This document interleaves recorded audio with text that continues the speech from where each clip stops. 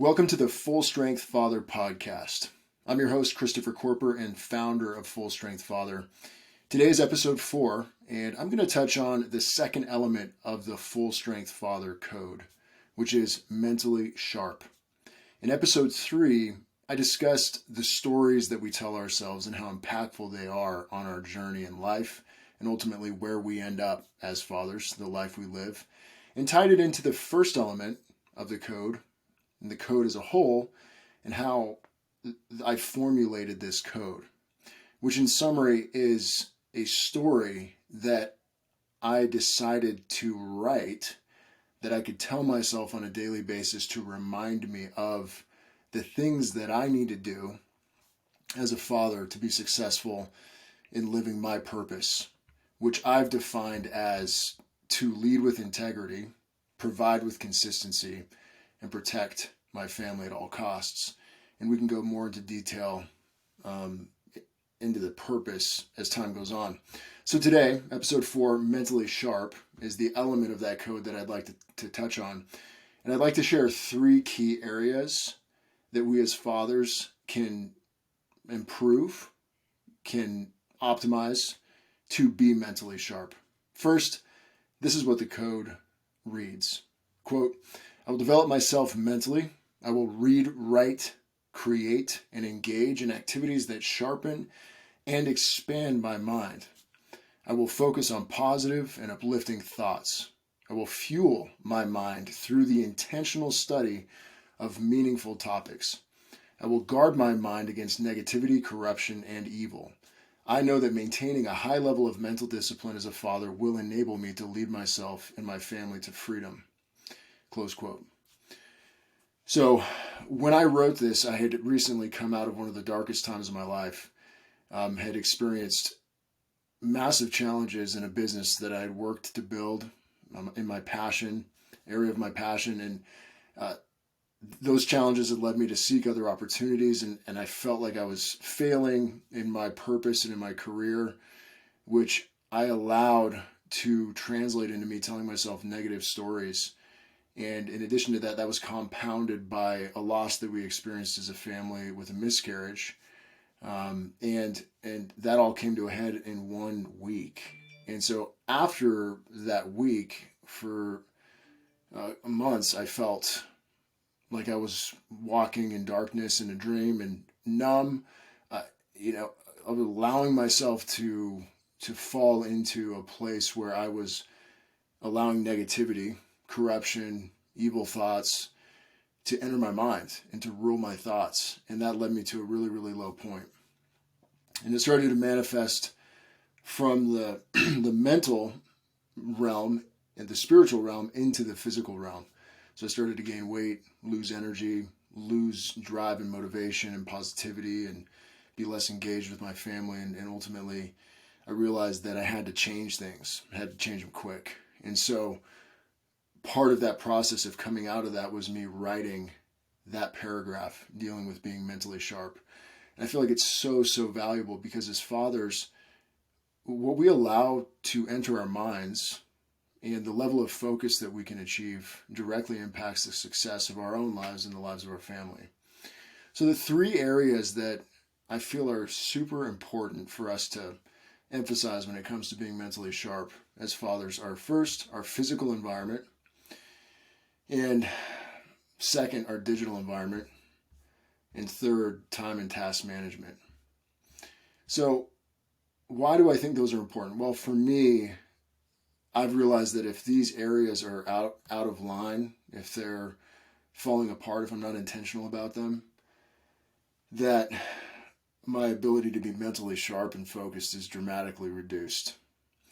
And it's much, much more easy to fall into a state that is unproductive. So first, I think it's important to realize that this skill set, being mentally sharp, the skill is the skill of focus, managing our attention, which is our most precious resource as a father, our attention and our time. All other things in fatherhood kind of stem from our ability to manage our time and attention.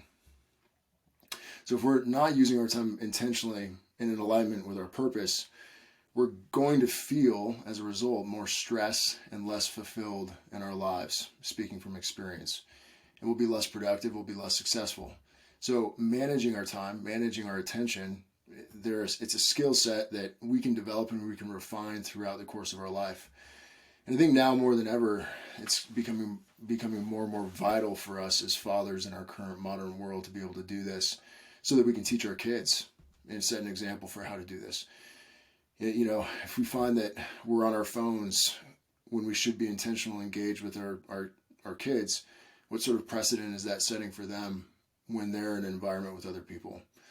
And that's, you know, just one small example of how that can impact. So we need to control our minds. We need to focus our attention and use our time intentionally.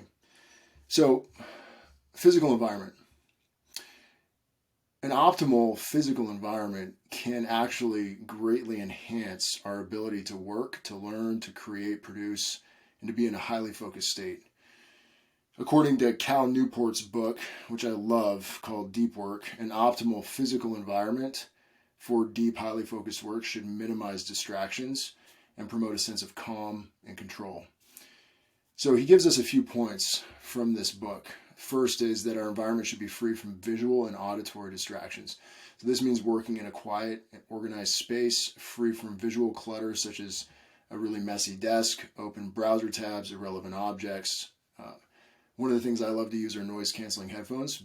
I have a home office, and occasionally the kids will be pretty loud outside, and so when I have noise-canceling headphones, I'm able to really lock in and focus and remove auditory distractions. Second, he talks about lighting. So it's an important factor in creating an optimal physical environment for deep work. Natural light is preferable, but if not available, soft, warm, artificial lighting is recommended, and this can help reduce eye strain and promote a sense of relaxation. So, for example, for me, I have a desk lamp here that is sort of a warm light. I can change the temperature of the light if I need to and the brightness, which is really, really nice. I'm not underneath a really bright white light. It's a softer, warmer light, and that's really helped me out. So, in addition to the physical environment, things should be comfortable and conducive to sustained work. So you can use ergonomic furniture, those kind of things, a comfortable chair or desk at the right height, making sure you take breaks throughout your focused efforts is also important. So you can take that strategy to your workplace depending on what kind of job you have. But for me, with coaching and programming and doing work on the computer, I find that having a standing desk is really, really beneficial for me. And then I use what's called a Pomodoro timer. So I set a dedicated time frame for focus and then a dedicated short, brief break where I'll go for a little walk, do some stretching, some breathing, those kind of things. So I break my work up into intervals. So just in summary, an optimal physical environment should be tailored to your preference and your needs. So some people might prefer complete silence and others may prefer the benefit of background music or ambient noise. And just make sure that as a father, you're intentional about the physical environments that you have and realize, like, are they encouraging you to more fully live your purpose through focusing and managing your attention.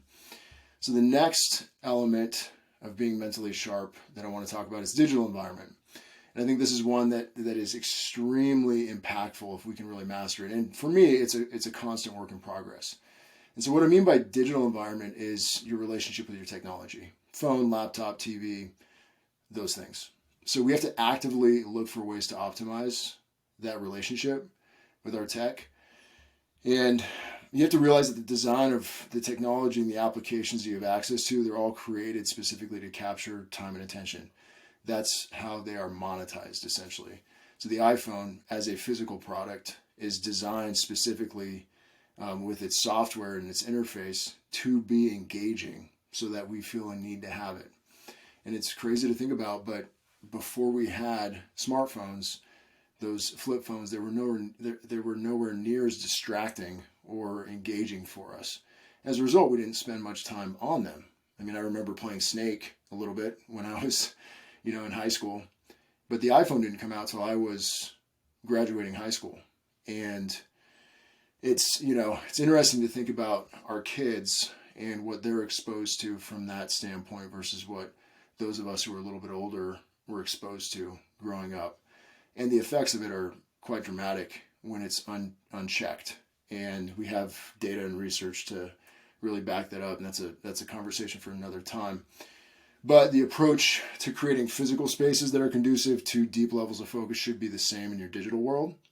So you need to spend some time organizing your applications in your phone, paying attention to notification settings, and you can even set screen time limits that align with your focus goals. And so if you're just intentional in setting specific boundaries on how you use your device, then it's going to benefit you so much. And I know this from personal experience. There's times where I allow myself to take my device to different areas of the house, like into my bed or, at the dinner table. And there are other times where I'm making sure that I'm keeping my phone in my office, charging during dinner or when I go to bed. Some of us may have different circumstances where we need our phone, but for me, that's been so valuable when I am very intentional about keeping my phone in one place. And then when I am at dinner or before bed, I'm more present and more engaged. And that's just an example of how you can organize your digital environment, just like you would your physical. Making sure that files and media on your computer are organized can reduce mental clutter. And another thing that I love to do is to, like I mentioned earlier, set specific boundaries on screen time. So I have a goal for social media use to keep it under a certain amount of time. And if I do hit that time frame, then my phone will shut it down. And I have to manually go in and, and take that limiter off. So physical environment, digital environment, two key areas. The third is time and task management. We really, as fathers, when I was going through that difficult time, I stopped managing my time at a high level. So I kind of knew generally what I needed to do during the day, but I wasn't super specific about what I was doing in those hours and those half hours and those minutes. And that led me to kind of feel like I was floating through the day. But now, as I've come out of that, started implementing these things that I'm teaching others and working on myself, I have a specific layout for the day that's very task oriented. And I really believe that how we use our time as fathers is a really great measure of what our priorities are. You can tell me all you want that you value X, Y, and Z, but if your calendar doesn't reflect that to some degree, then it's hard to justify that those are actually the priorities. So knowing what you're going to accomplish each day and when you're going to accomplish it is key. And I think that one of the things that's helped me in this process of time and task management is making sure that I have that laid out on a weekly basis, generally, and then each night looking into the next day and mapping out exactly when I need to get things done. And that's been extremely valuable. It's important to guard our time, to not waste it on activities or people that don't align with our purpose as a father, which can be very easy. There's digital and physical planning tools to enhance effectiveness. I'm developing one right now for myself that I really like, but I'm a big proponent of digital and physical calendars and planners combined. And I'm always trying to work on how I can improve that. And so there's so many things we can do on a daily basis. I mean, there are tasks associated with our personal care, profession, relationships, finances, and more. So in order for us to fully find success, we have to develop the ability to prioritize, to schedule, and then to complete tasks. And this will enhance our relationship with our significant other. When we are a man of our word and we accomplish the tasks that we say we're going to accomplish, whether it's getting a lot done in work, being productive there, or something around the house, it shows that we're trustworthy, that we're on time, that we're engaged. And that increases trust and closeness with our partners and with our kids. But it's very easy to say, oh, I'm going to get to that. And I've been guilty of this. Oh yeah, I'll do that. And then I just push it back a few weeks. And every time you do that, there's like this little draining of leadership capital from that account. And every time we do things that we say we're going to do, we're able to increase that leadership capital and that closeness with our family and the trust that they have in us. I mean, how how amazing would it be if every single thing we said we were going to do, we did it, and we did it on time, and it was done. And like, that's what people knew when they thought of us. That's such a powerful thing. Versus the flip side of that, which is we say we're going to do a bunch of stuff and we never do. We're always late. We're unorganized. We're all over the place. It's hard for there to be stability around somebody like that. And as fathers, that's one of our duties, is to provide stability and trust and assurance in our role. Here's a key thing that's really helped me in this time and task management, which is the idea of automation. So if there's something that I know I need to do that's going to move me down the path to the result that I want, I will work to automate that. And so here's an example. I had gained weight from eating late at night when I was feeling sorry for myself, and in that negative loop, I would enjoy peanut butter and almond butter and honey sandwiches, watching Netflix, drinking a glass of milk, and that sort of stacked up. And I got to a place where I was not happy with how I had let my body composition go. And so getting out of that, one of the things that I did was I said, okay, I know what I need to eat every day, structured out my meal plan. Thankfully, I have the experience to do that professionally. So I wrote this meal plan, and then I said, I need to automate this. And so what I started to do, the one thing I focused on that would make hitting my nutrition automatic or automated, was that I prepare my food the night before. And that was a non-negotiable.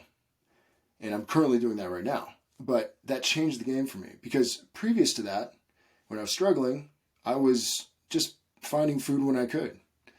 Eat at different times of the day, different foods, no real focus. Yeah, I knew, I was kind of paying attention to it, but it was just all over the place.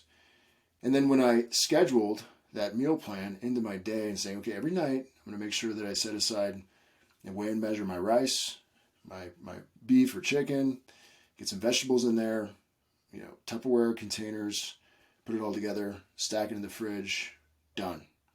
And the next day, it's as simple as opening it up, throwing it in the microwave, taking it with me, eating it, and then I'm on plan. So that automation of that completely changed my ability to be consistent.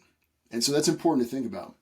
You could apply that principle to any other area of your life. And so it's kind of like just doing some reverse engineering on those things that are going to provide the most value for you in those areas that you want to improve. Then focus on the most important priorities. So physical environment, digital environment, time and task management. Those three areas I know can be extremely powerful in enhancing your ability to be a better father. So it's my hope that as Full Strength Father grows and this code becomes more well known, that the community and the movement that we build around it, we can all grow with one another in these key areas. And I hope that those three areas you find valuable. I would encourage you to take some action specifically on one of those areas that you thought of as I was sharing this, and look for a way to improve your life. It doesn't have to be complicated. It can be as simple as making your meals the night before the next day. And I know that you'll find great value in that. Remember, it's the consistency with which we do the things that we need to that matters more than the intensity. So it's great if we're intense for a week, but if we can't sustain that over the course of months, years, and for the rest of our life, it's not as valuable in the long run.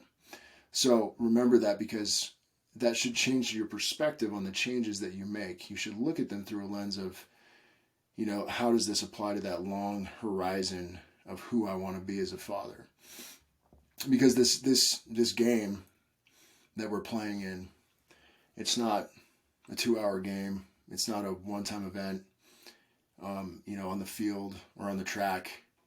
It's a lifelong expression of endurance. And in order to have endurance, you have to have rhythm. The best endurance athletes are masters of rhythm. And I think about that as a father. The best fathers that I know and the most successful men that I've seen are masters of rhythm in their lives. And so I believe that these three areas will help us have better rhythm in our focus and ultimately be as mentally sharp as possible. Thank you for listening. Looking forward to continuing to grow Full Strength Father in this movement. And until we meet again, live full strength or die.